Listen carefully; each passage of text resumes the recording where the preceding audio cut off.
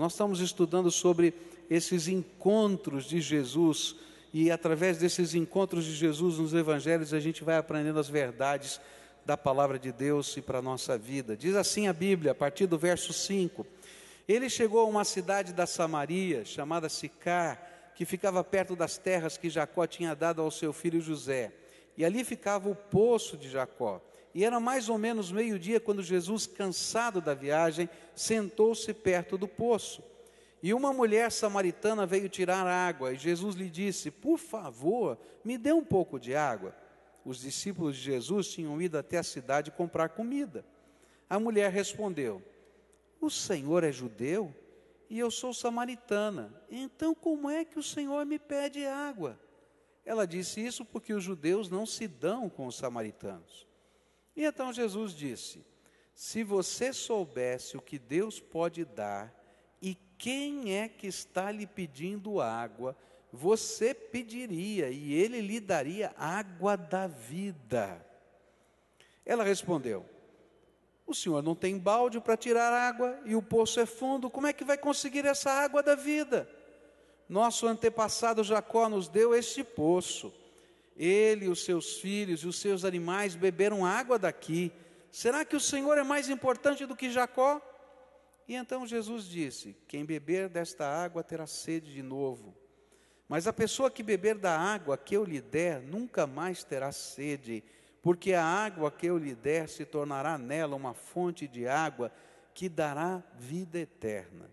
E então a mulher pediu: por favor, me dê dessa água, e assim eu nunca mais terei sede e não precisarei mais vir buscar água aqui. Vá chamar o seu marido e volte aqui, ordenou Jesus. Eu não tenho marido, respondeu a mulher. E então Jesus disse: você está certa ao dizer que não tem marido, pois já teve 5, e este que você tem agora não é, de fato, seu marido. Sim, você falou a verdade. E a mulher respondeu: agora eu sei que o Senhor é um profeta. Os nossos antepassados adoravam a Deus neste monte, mas vocês, judeus, dizem que Jerusalém é o lugar onde devemos adorá-lo. Jesus disse: mulher, creia no que eu digo, chegará o tempo em que ninguém vai adorar a Deus, nem neste monte, nem em Jerusalém. Vocês, samaritanos, não sabem o que adoram, mas nós sabemos o que adoramos, porque a salvação vem dos judeus. Mas virá o tempo, e de fato já chegou, em que os verdadeiros adoradores vão adorar o Pai em espírito e em verdade, pois são esses que o Pai quer que o adorem. Deus é espírito, e por isso os que o adoram devem adorá-lo em espírito e em verdade.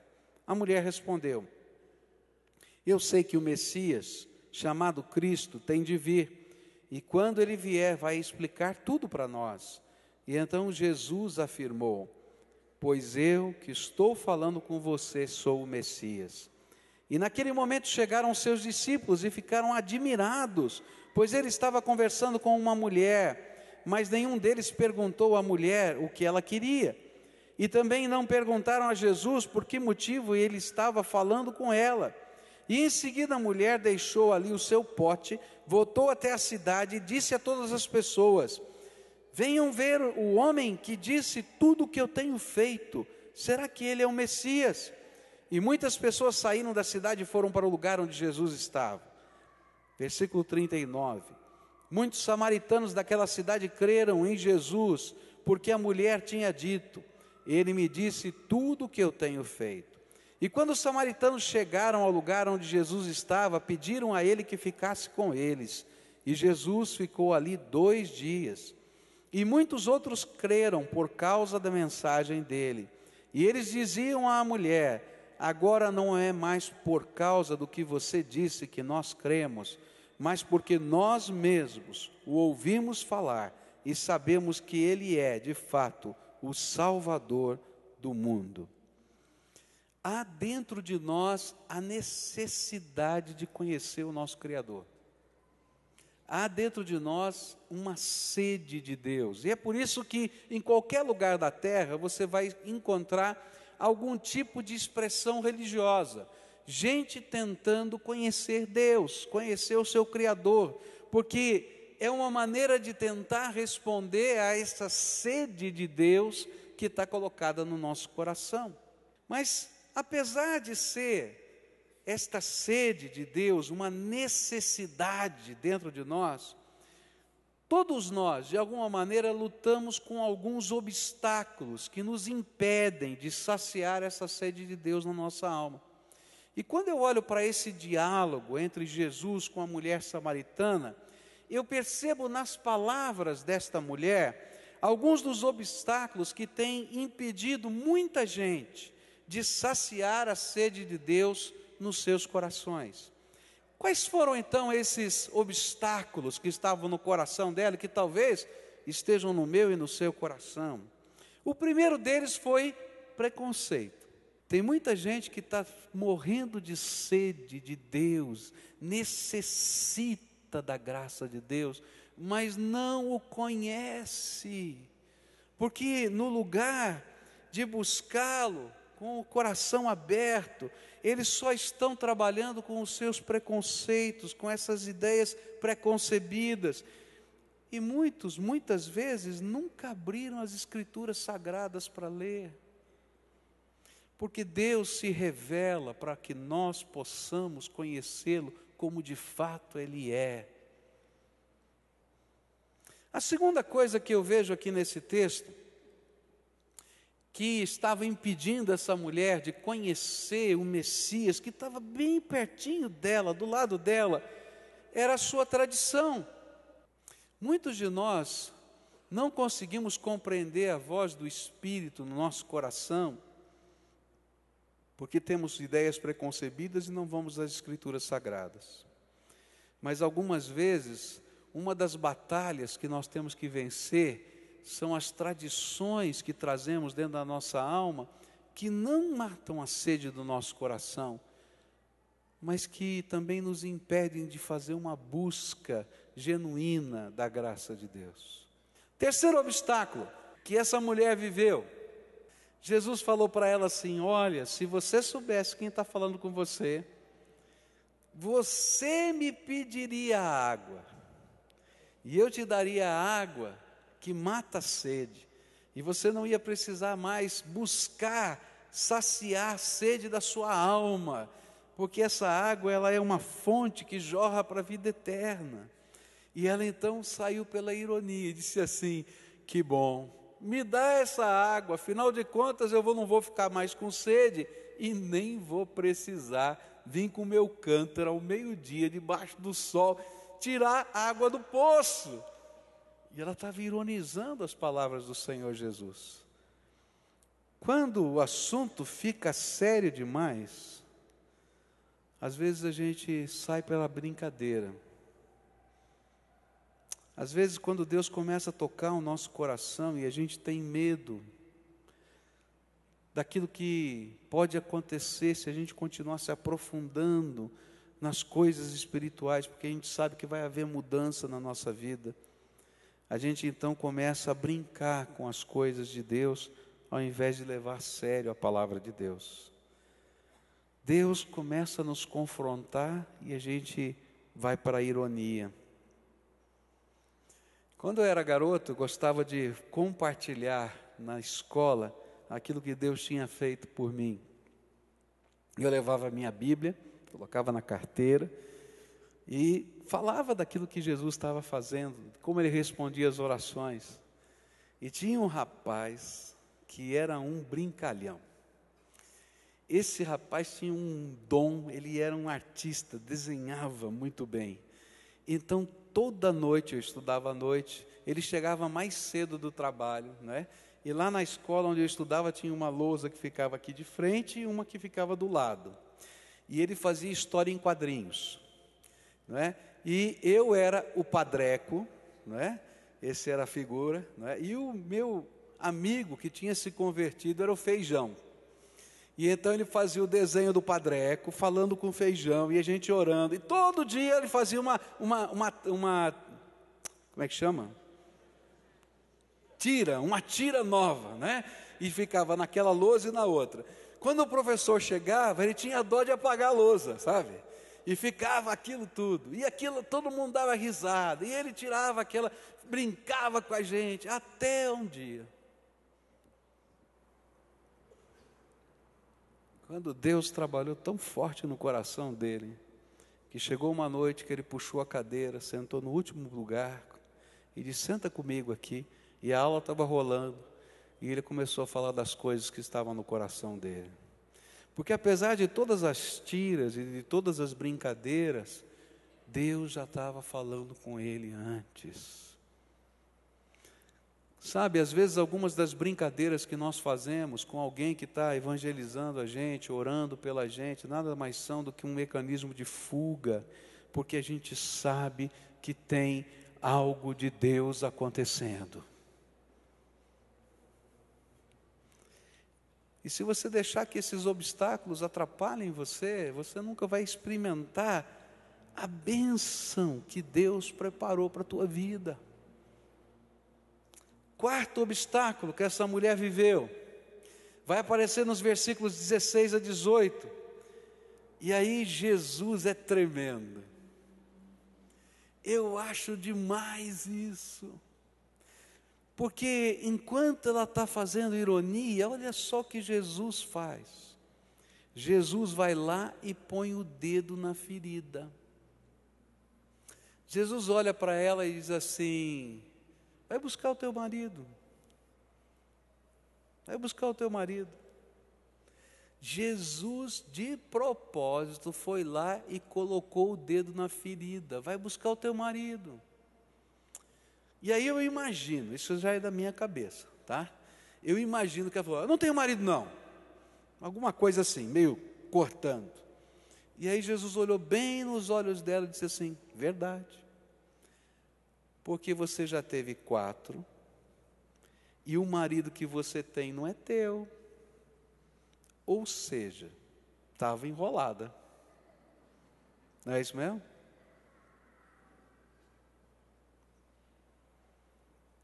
Jesus mexeu na ferida. E sabe, algumas vezes, um dos obstáculos que a gente tem para poder deixar Jesus trabalhar a nossa vida, é que quando Ele começa a trabalhar o nosso coração, Ele revela os nossos pecados. Ele revela o nosso estilo de vida. Aquilo que não está bem dentro da nossa alma. E algumas pessoas, quando sentem ou ouvem Jesus mexendo nas coisas que tem a ver com o nosso estilo de vida, podem ter uma de duas atitudes: temor de Deus.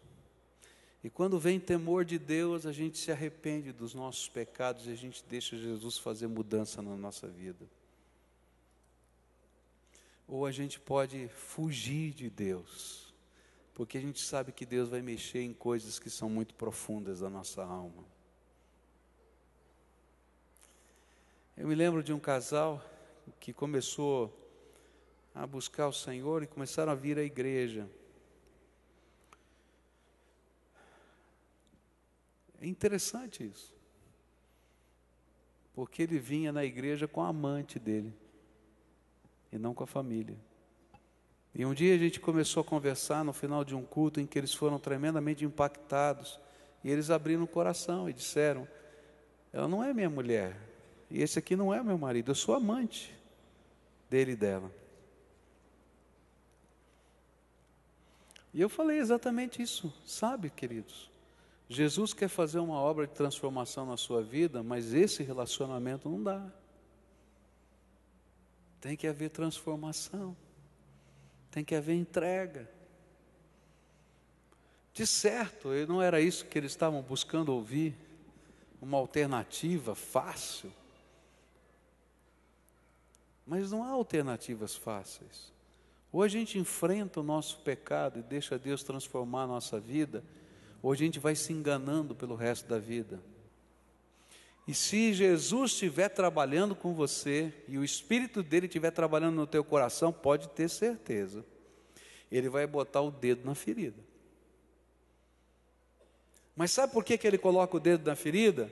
Porque Ele quer abençoar a tua vida e transformar você. Porque a Bíblia diz que estas feridas são chagas mortais que estão acabando e estão minando com você cada dia. E não tem um jeito fácil, a gente tem que encarar essas coisas e deixar a graça de Deus mudar a nossa vida. Graças a Deus que nessa hora essa mulher não fugiu. O temor do Senhor veio no coração dessa mulher. Todo o vazio espiritual dela estava revelado no seu vazio existencial. Ela era uma mulher que queria ser amada, mas não conseguia ser amada. Ela era uma mulher que queria ser feliz, mas que por mais que ela tentasse, não dava certo. Ela tinha tentado 5 vezes construir o seu afeto e foi completamente fracassada. E agora esse relacionamento era de adultério. Um segredo revelado diante de Deus. Porque diante de Deus não há segredos, Ele conhece todas as coisas. Jesus foi ao encontro dessa mulher e a ensinava que quando nós nos aproximamos dele, Jesus, do modo em que nós estamos, é Ele quem nos ajuda a reconstruir a nossa vida. Porque se a gente se aproxima do Senhor Jesus e deixa Ele fazer a obra dEle, não importa o estado em que a gente se encontra naquela hora em que a gente foi tocado, o Senhor Jesus vai começar uma obra tremenda de transformação na nossa vida. Mas para isso tem que haver temor do Senhor. E o temor do Senhor, a Bíblia diz que é o princípio de toda a sabedoria, que nos leva a buscar aquele que é o Salvador, que faz diferença. Mas se vier em nós a paixão pelos nossos pecados, a gente vai fugir do Salvador e vai se afundar ainda mais na lama.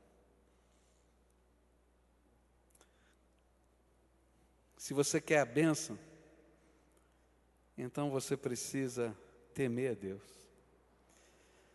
Quinto obstáculo. Aí essa conversa começou a ficar séria.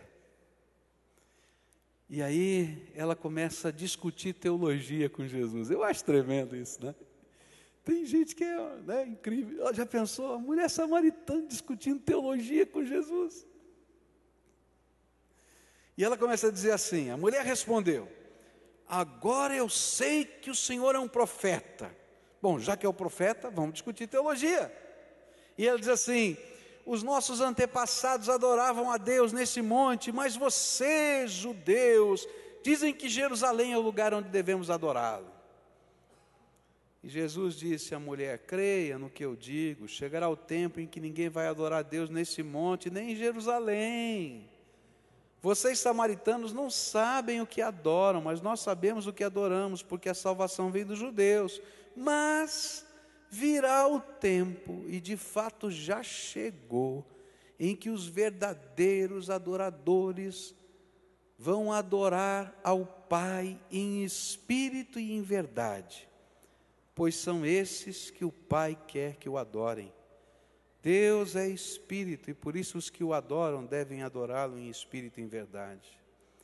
E o próximo obstáculo aqui, talvez seja o que o inimigo está trabalhando na sua alma, e tentando levantar na sua mente. E a pergunta que ela estava fazendo, em outras palavras, é: a minha igreja ou a sua igreja? Aqui no monte de Samaria ou em Jerusalém? E aí Jesus vai responder de uma maneira tremenda: não é nem aqui nem lá, é dentro do teu coração. Eu vou dizer um negócio que vai assustar: tem muito batista indo para o inferno. Porque se tiver arrolado no nome lá, numa igreja batista, mas não recebeu Jesus como Senhor da sua vida, vai para o inferno. Porque só Jesus salva, não é a igreja que salva. Porque Jesus ensinou que não é nem aqui nem lá, é aqui dentro do coração que as coisas acontecem. E ele estava dizendo: mulher, para com isso, eu estou falando da tua alma. O templo que Deus quer construir não está em Jerusalém, não está em Samaria, está dentro do teu coração. Se Jesus não puder entrar aí dentro e ser o Senhor da tua vida, não adianta você ir para Jerusalém e fazer peregrinação nenhuma.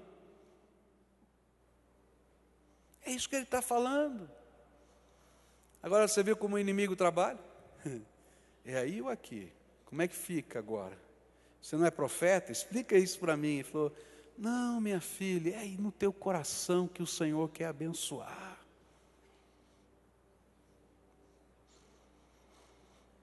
Como está o teu coração? Como é que está o teu coração? A última coisa que vai acontecer nesse diálogo, eu acho tremendo. Ela então, depois de confrontada, já não tem mais respostas e obstáculos para colocar.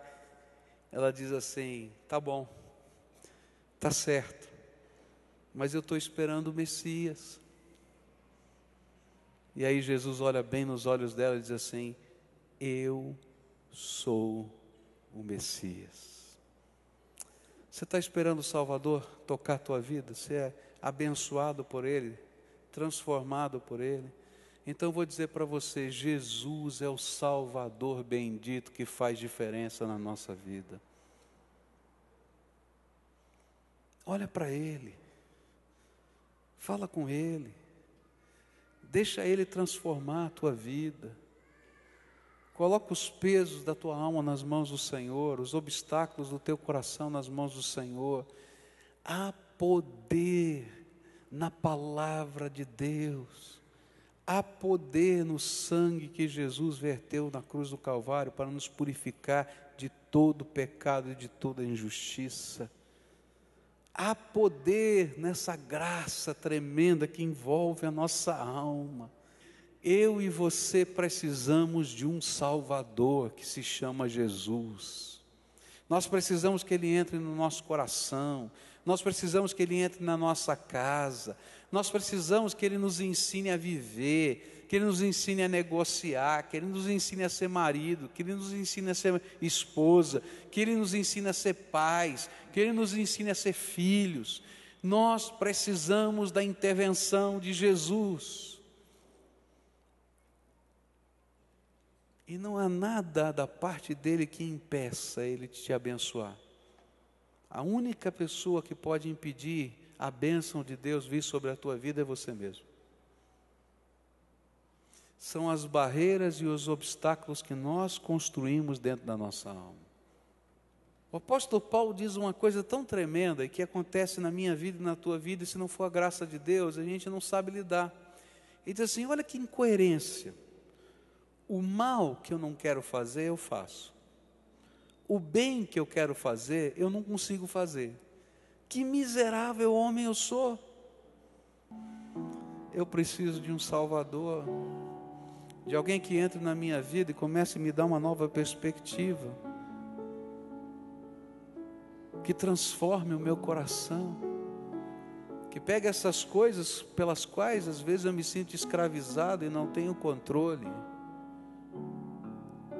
intervenha poderosamente, que transcenda a minha capacidade e a minha autodeterminação. Eu preciso de um Salvador chamado Jesus Cristo. E Jesus disse para aquela mulher: se você me conhecesse, você me pediria de uma água que quando a gente bebe mata a sede do coração, e que flui como uma fonte que jorra para a vida eterna. E você vai me perguntar: mas como é que funciona isso? Porque quando a gente convida Jesus para ser o Salvador da nossa vida, há uma promessa de Deus que vai se cumprir. Ele não somente perdoa os nossos pecados e lava com seu sangue, Ele coloca o Espírito Santo dele dentro do nosso coração como selo, como marca de propriedade. E a Bíblia diz que você passa a ser possessão peculiar de Deus. A Bíblia diz que esse Espírito Santo se torna o nosso professor particular. E é por isso que a Bíblia vai ensinar você a ir para o teu quarto, fechar a porta do teu quarto e falar em segredo com Deus, direto. E o Deus que vai ouvir os teus segredos vai revelar os segredos do céu sobre você, porque o Espírito Santo vai estar atuando na tua vida.